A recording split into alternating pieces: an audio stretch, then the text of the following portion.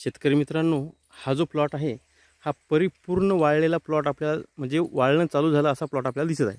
तर हा प्लॉट सोयाबीनचा जो आहे हा आहे selection A to Z। A to Z म्हणजे ही व्हरायटी A to Z अशा प्रकारे आहे।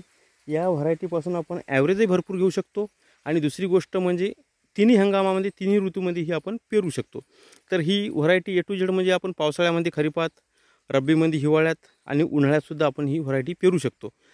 फक्त या व्हरायटीचं वैशिष्ट्य म्हणजे एकच आहे, ही व्हरायटी थोडंसं जास्त प्रमाणात आपल्याला बियाणे या व्हरायटीचं टाकावं लागते।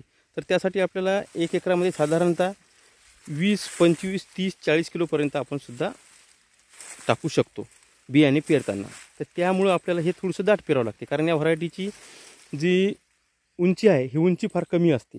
उंची कमी असल्यामुळे ही व्हरायटी आपल्याला कमीत कमी 30 किलो तर आवश्यकच आहे, 20च्या वर 30पर्यंत। तर या व्हरायटीची संख्या जितकी जास्त तितके आपल्याला ॲव्हरेज जास्त येतो। मागच्या वर्षीसुद्धा या व्हरायटीची आपण चांगली ॲव्हरेज घेतली होती। तर या व्हरायटीला पेरणी जर केली, 20 किलो जर बियाणं टाकलं तर आपल्याला 9-10 क्विंटलपर्यंत उत्पादन देते। आणि हीच व्हरायटी आपण जर पेरणीच करावं लागते, टोकन करता येत नाही। आणि दुसरी गोष्ट म्हणजे ही पेरताना आपल्याला जर 20 किलोला आपल्याला 9-10 क्विंटल देते, 25-30 किलो जर पेरलं तर आपल्याला 13-14 क्विंटल देते। आणि जर आपण हीच व्हरायटी 35 किलो जर टाकली किंवा 40पर्यंत जरी टाकली तरी आपल्याला 21 क्विंटलपर्यंत पण उतारा देणारी व्हरायटी आहे। फक्त या व्हरायटीचं वैशिष्ट्य एकच आहे, ही लवकर येते, साधारणतः 75, 80, 85 दिवसामध्ये। आता ही व्हरायटी साधारणतः 10 दिवसात कापणीलाच येते, कारण परिपूर्ण बघा इथं वाळलेली आहे। हे बघा 10 दिवसात ही तयार होते।